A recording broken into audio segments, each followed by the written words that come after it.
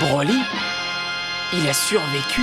Hello tout le monde, c'est Black Z, votre serviteur et porte-parole. J'espère que vous allez bien les amis. Aujourd'hui, petite vidéo consacrée au film DBS Broly. Yare Broly.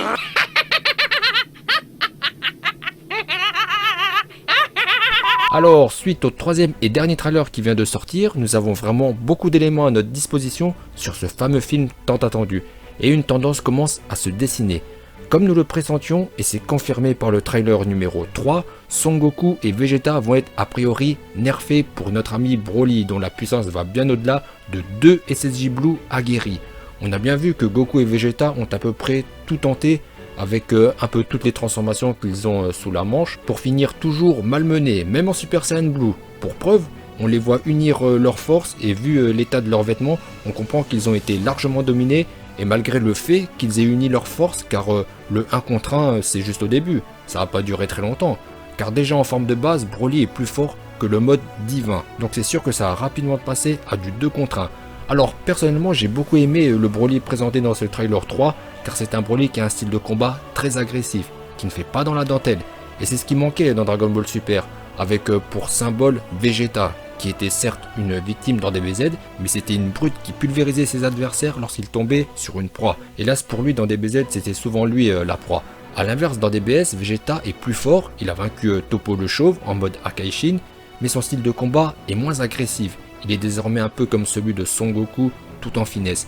Et dans le film Broly, notre cher Broly semble assez fidèle à lui-même. Je parle de celui des films Dragon Ball Z, en détruisant sans état d'âme ceux qui lui font face. Après on s'en doutait bien, qu'il s'agisse d'un nouveau Broly, on s'attend quand même qu'il ressemble un peu à l'ancien. Et c'est le numéro d'équilibriste dont la Toei avait à charge à réaliser, faire du neuf avec du vieux. Et pour le moment ça semble prendre une assez bonne direction. Bien sûr, le nouveau Broly ne fera jamais oublier l'ancien, mais il va certainement satisfaire la majorité des fans, car il a l'air bien vénère. En ce qui concerne la puissance de Broly, étant donné que ce film se situe chronologiquement après le tournoi du pouvoir, on a atteint des niveaux de puissance démentiels, bien au-delà d'un Akaishin. D'ailleurs, à un moment on voit Beerus qui est assis, il a peut-être pas trop envie d'y aller, et je pense que nous aurons très vite dans ce film, au début du film, une première estimation de la vraie puissance de Broly, car on voit Whis échanger quelques coups avec Broly, et on connaît la faculté de Whis pour estimer les niveaux de puissance. Nul ne doute que Broly est au moins de même force que Jiren, le gris.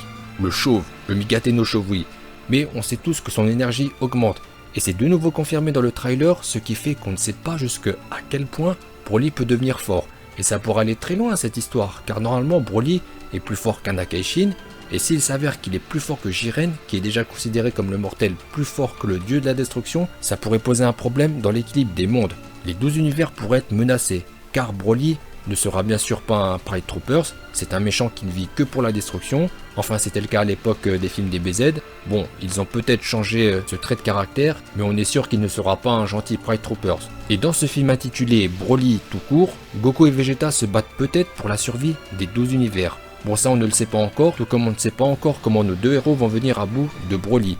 Même s'il y a pas mal de rumeurs qui circulent sur une fusion entre Goku et Vegeta avec la méthode Métamol pour donner le grand Gogeta, qu'on a vu seulement dans le film 12 fusions face à Janemba ou encore dans Dragon Ball GT face à Omega Shenron.